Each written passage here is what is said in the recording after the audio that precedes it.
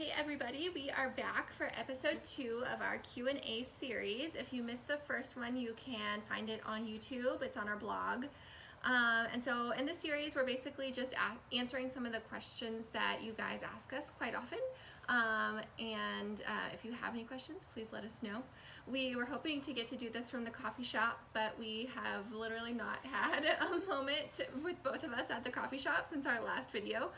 He had corn harvest last week and was out of town, and then today I've been baking for our 2-year birthday party that's tomorrow. So if you're in Dalhart, I hope you'll come by the coffee shop. We are going to have refreshments, home baked, as well as 20% off your purchase, and there's lots of fun new items at the coffee shop.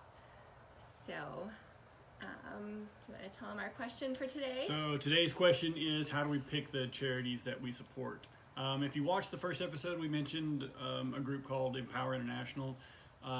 This was the very first group that we got involved with. They were the driver behind the first mission trip that took us to Southeast Asia. They do fantastic work. It was on that trip that the purpose came out, and the coffee was a secondary to the purpose, and the purpose was to help these kids. And like I said in the first episode, the coffee came from Southeast Asia, and so we thought it would be a great idea to support the charity there. And of course, Empower International was the perfect fit for us.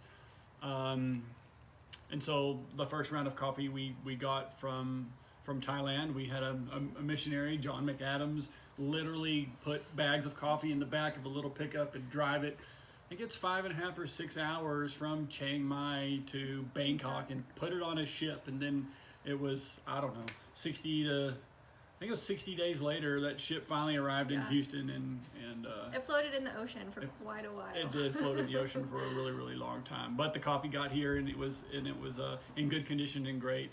And then, as we started offering different types of coffee, from Africa, from Central America, from South America, we decided to keep this model alive, to support charities in the regions that we source our coffee from. And so now we have stuff in Guatemala and Colombia, places like that. That's where we get some of our coffees. Yeah. And so since we're getting our coffee from those regions, we have looked to find organizations in those same countries or continents.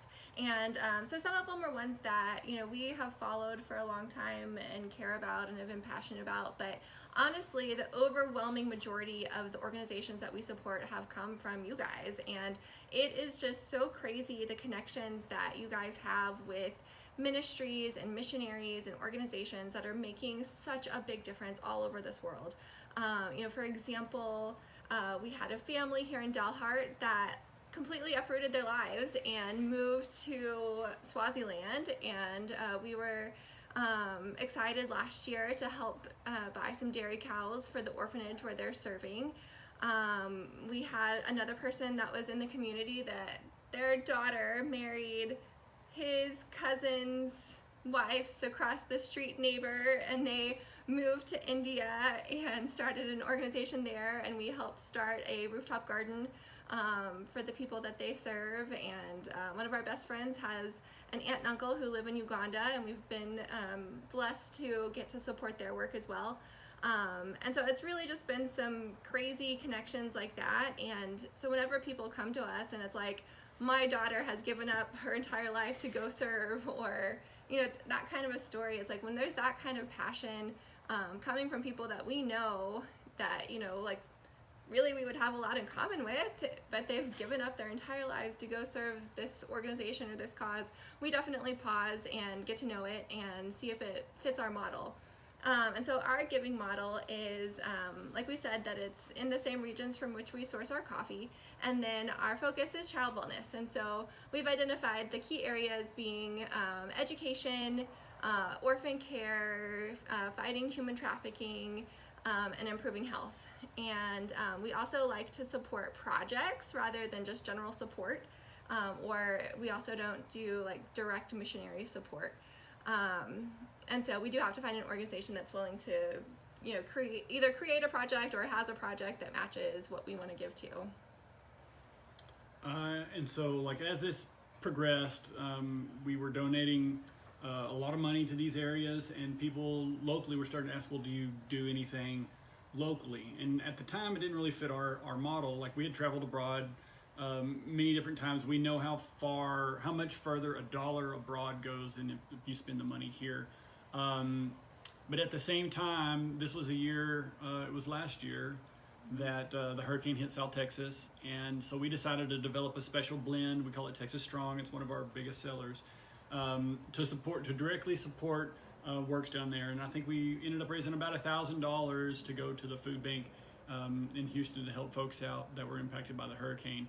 But that got us to thinking about how can we, leverage the product, leverage the support behind the product to help impact charities locally, stuff that people really, really care about locally. It kind of impacted us as like, okay, these are also important things, and we know that a dollar doesn't go as far here as it does maybe in Swaziland or in Thailand or Colombia like that. But there are real people impacted by this, and so and people, especially in this community, really, really care about specific charities, and so we thought this would be a great way to help fund those charities. Yeah, which I guess brings us to a big announcement, which I hope it's not too soon to start talking about it. We're still hammering out all the details, so don't hold us to anything that I say.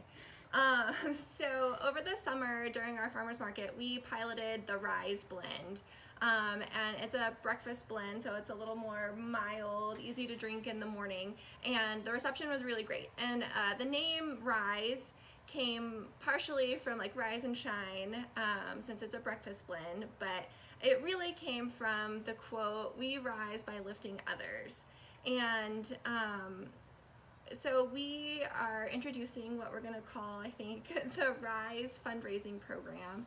And so we'll have both of our blends, the Strong and the Rise, and it would be available for you guys to use it to fundraise for the causes that you care about. And so whether that is your kid's school or sports team or corporate gifts, and you choose the donation goes to like the American Heart Association, or a wedding favor that benefits the Susan B. Komen, B or G? I think it's G.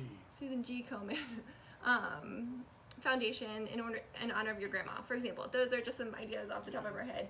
But I mean, we would definitely have some giving guidelines to make sure that it's within the spirit of our company and our original mission of the coffee. But we really want it to be a tool for you to use to support the things that you care about, that you're passionate about. So I guess stay tuned for more information about that. If you are interested in helping us try this out and see how it goes, then get in contact with us. And thanks everybody for listening to episode 2. We're going to try to do these every week. Sometimes we get a little bit delayed. Life catches up with you.